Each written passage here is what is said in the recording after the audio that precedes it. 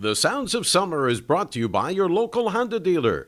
Race in for a great deal on the Honda of your dreams during the Honda Dream Garage Spring Event. Accord, Civic, CRV, HRV, Pilot, and more. Take advantage of the savings and see your local Honda dealer today. Hi again, everybody, and welcome to the Sounds of Summer. I'm Charlie Slows, radio voice of your 2019 World Champion Washington Nationals. We'll review the beginning of the season here on the Sounds of Summer, again brought to you by your local Honda dealers. Well, the Nationals season got off to a late start, as many of you may know by now, with the Nationals COVID-19 outbreak at the end of spring training. The Nationals began the season late. Their entire series with the Mets was postponed. First game of their series with the Braves was postponed, and turned out they had to play a doubleheader on their second day of the season, playing 3 games in 2 days, but without several regular players from who would have been in the everyday lineup: Josh Bell, Kyle Schwarber, and Josh Harrison. They were without Brad Hand, their closer. They were without Will Harris, out with an injury, the only true player on the injured list with an actual physical injury. The others were either COVID-19 protocols for contact tracing or, of course, positive testing. And so the Nationals got underway finally on Tuesday, April the 6th, against the Atlanta Braves with Max Scherzer on the mound. But it was a rough beginning for Max, who maybe was a little too amped up, too much of the strike zone. He gave up 4 home runs in the first 3 innings. In fact, his first pitch of the year was hit out of the park by Ronald Acuna Jr., who's off to a flying start for the Atlanta Braves. In fact, he hit 2 in that game. He homered again, leading off the top of the third. In between, Freddie Freeman had hit a solo home run, 2 batters after Acuna in the first. And Dansby Swanson led off the second inning with a home run as the ball seemed to be flying out of Nationals Park.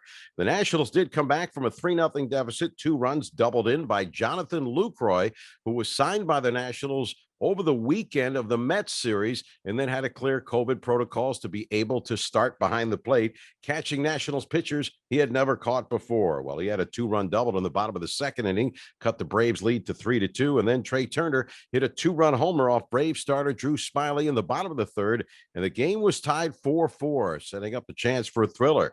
Max settled down. He retired the last 10 batters he faced. He had 9 strikeouts over 6 innings, and then the Nationals turned it over to the bullpen. But the Braves were able to scratch out a run in the 7th inning against Kyle Finnegan and had the lead by the score of 5-4. But the Nationals came back to tie it. Andrew Stevenson getting the start in left field for Schwarber with the bases loaded. A smash off the glove of the third baseman Austin Riley led to the tying run scoring, and it went to the bottom of the 9th inning. And the Nationals, a chance for a walk-off, would have to do it against Braves closer Will Smith. Well, it was a leadoff single to right for Victor Robles. Trey Turner was hit by a pitch in the foot on an 0-1 count, setting it up for Juan Soto, who had never had a walk-off hit in his brief major league career. Well, he added that one to his books with a line drive into right center field that went past the center fielder Christian Pache to the wall, and Victor Robles scored from second. Soto didn't need to get anywhere past first base, so it was a game-winning RBI single for the first walk-off of his career, and the Nationals beat the Braves by the score of 6-5 in walk-off fashion in their opener at Nationals Park. And that, of course, with fans back in the park, the Nationals were allowed up to 5,000 people for their opener and had just shy of that. Day 2 was a doubleheader against the Atlanta Braves. Well, the Braves scored a run at the top of the first against Eric Fetty starting game 1. Trey Turner hit another 2-run homer at the bottom of the first inning. The Nationals were able to add 2 more with an RBI hit from Starlin Castro and Andrew Stevenson a sac fly. The Nationals had a 4-1 lead against the Braves ace left-hander Max Fried. But it came apart for Eric Fetty, who did not survive the second inning. The Braves scored 5 times. Travis d'Arnaud knocking Fetty out of the game with a 2-run double to left center field. And Atlanta had a 6-4 lead. The Nats got one back in the bottom of the second. Castro, the second of 3 RBI hits in the game. And it was 6-5 after 2 innings. Pitching settled down after that. There wasn't a run again in the game until the top of the 7th inning. Of course, 7-inning games for doubleheaders. And the Braves with 2 hits from Ozzie Albies and Freddie Freeman, and eventually a wild pitch by Wander Suero scored another run for Atlanta. The Nats got one back with Castro doubling in. Soto in the bottom of the 7th inning against Will Smith, but this time he was able to slam the door as Andrew Stevenson grounded back to him, starting a 1-6-3 double play, and the Braves took the opener by the score of 7-6. In Game 2, Steven Strasburg made his season's debut, and he was outstanding. Didn't have big velocity, but great command. He gave up one hit over 6 innings. He struck out 8 and walked 2 and left after 85 pitches. Meanwhile, the Nationals were blanked on 2 hits over 5 by Brave starter Huascar Inoa and Luke Jackson, a scoreless inning relief in the 6th inning. But the Braves, with 2 out and nobody on against Tanner Rainey in his first game of the year, well, they gave up a single to Dansby Swanson, and then the veteran Pablo Sandoval came up as a pinch hitter, and Rainey fell behind him 3-1, eventually 3-2, and Sandoval blasted a pinch hit 2-run homer over the center field wall, putting the Braves up 2-0. And then it was Sean Newcomb in the bottom of the 7th inning. The left-hander for the Braves struck out the side, and Atlanta swept the doubleheader and beat the Nationals 2-0 in Game 2. So, starting the year with 3 games in 2 days, why not fly cross-country to the West Coast? And that's what the Nationals did with their first road trip of the year and their first trip to Los Angeles to play the Dodgers since beating them in the National League Division Series in October of 2019. Game 1 went to the Dodgers with Joe Ross on the mound. He was very good over 5 innings, 2 hits, struck out 4 and walked 2, but the Nationals protecting him after a layoff. And of course, opting out last year, they took him out after 5 innings and 66 pitches. Meanwhile, Walker Buehler shut out the Nationals on 6 hits over 6 innings. The only run of this game came in the bottom of the 6th inning. Luis Avilan in relief for the Nationals, making his second appearance with 2 out of the bottom of the 6th, gave up a home run to Justin Turner. Turned out to be the only run of the game. Victor Gonzalez, former National Blake Trinan, and former Brewer Corey Knebel, who struck out the side of the 9th inning, closed it out for the Dodgers. They beat the Nationals 1-0. Game 2, Patrick Corbin's debut, and he was one of the Nationals who flew cross country in hopes of being activated for the Dodgers series, and he was on Saturday, having pitched and thrown on the side, sim games and whatnot while in the COVID-19 protocol. And he had a 1-2-3 first inning. The Nationals gave him a lead with Ryan Zimmerman and Starlin Castro's back-to-back hits in the top of the first inning. Castro delivering the run with a blue pit to right center. It was a 1-0 Nationals lead. Corbin, the 1-2-3 first, but walked the first 3 batters in the bottom of the second, not missing by all that much, but he couldn't pitch out of the inning. The Dodgers rookie right fielder McKinley with a 2-run single, and then later the big blow, a Chris Taylor 3-run homer, made it a 5-1 lead for the Dodgers after 2 innings. Corbin pitched into the 5th inning and left with 1 out before the Nationals went to the bullpen.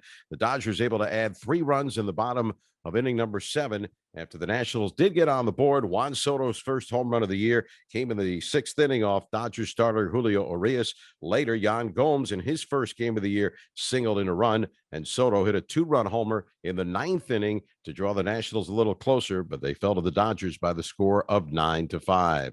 Game 3 of that series, Max Scherzer's second start of the year, gave up a 2-out double to McKinley, the Dodgers rookie, again hurting the Nationals with a double to left center field on a ball that Victor Robles lost in the sun, seemingly getting to it as he reached the warning track, and then he lost it, couldn't find it again, and the ball hit off the base of the wall, scoring Max Muncy all the way from first. And that would turn out to be enough for the Dodgers, with shutout pitching from Clayton Kershaw over 6 innings, holding the Nationals to 5 hits and striking out 6. Scherzer 6 innings, fanned 5 and walked 1, gave up just 3 hits.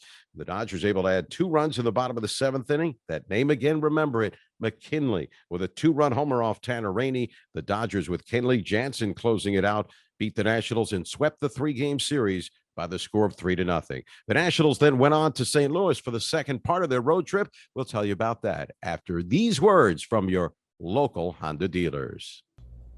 Race in for a great deal on the Honda of your dreams during the Honda Dream Garage Spring Event. Take advantage of the savings on your favorite Honda models, like a turbocharged Accord Civic with Apple CarPlay and Android Auto, or a rugged all-wheel drive CR-V, HR-V, Pilot, and more with features like Honda Sensing, Magic Folding Seats, and 3 different driving modes. Find the Honda you've been dreaming of. Don't miss the Honda Dream Garage Spring Event going on now. See your local Honda dealer today. Welcome back to the Sounds of Summer. I'm Charlie Slows. The Nationals and the start of their year and their road trip continuing to St. Louis, as it did in 2019 in the postseason.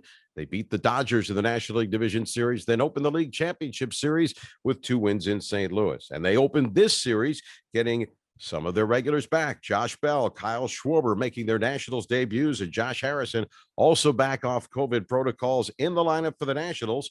And Victor Robles in the leadoff spot led off the game with a triple to right center off Cardinals starter John Gant. Two batters later, Juan Soto singled him home for a 1-0 Nationals lead. Eric Fetty on the mound for the Nationals, pitching much better in start two than start one. Surrendered a run in the bottom of the third and would pitch again into the fifth inning. A run, two hits, struck out five, and walked two at 77 pitches. Kyle Finnegan came in get the last out of the bottom of the fifth inning. And so Fetty could not be credited with a win, not going 5 innings, but pitching very well. Meanwhile, the Nationals got on the board and chased Gant from the game in the sixth inning.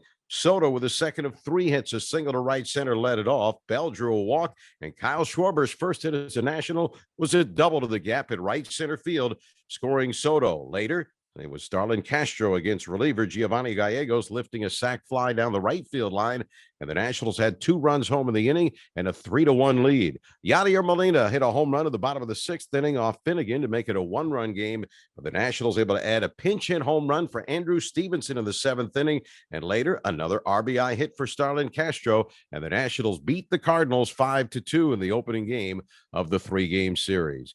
Game 2 of the series had Steven Strasburg on the mound, one of the worst outings of his career, as it would turn out. He gave up a first-inning solo homer to Paul Goldschmidt, and then the wheels started to come off in the bottom of the third inning. He gave up a 2-run homer to Nolan Arenado, and after a walk to Paul DeYoung, a 2-run homer to Matt Carpenter, hitting the screen attached to the foul pole down the right field line, and the Cardinals had a 5-1 lead. The Nationals' first run, a double in the third by Juan Soto to get them on the board, and they would not score again until the ninth inning. Meanwhile, it all came apart in the bottom of the fifth inning. The Nationals' first error of the year on Starlin Castro opened the door. The Cardinals would send 14 men to the plate. Strasburg out of the game after the first 3 batters in the inning, and into the game came Luis Avilan. Well, they would bat around against Avilan, sending 11 men to the plate against him.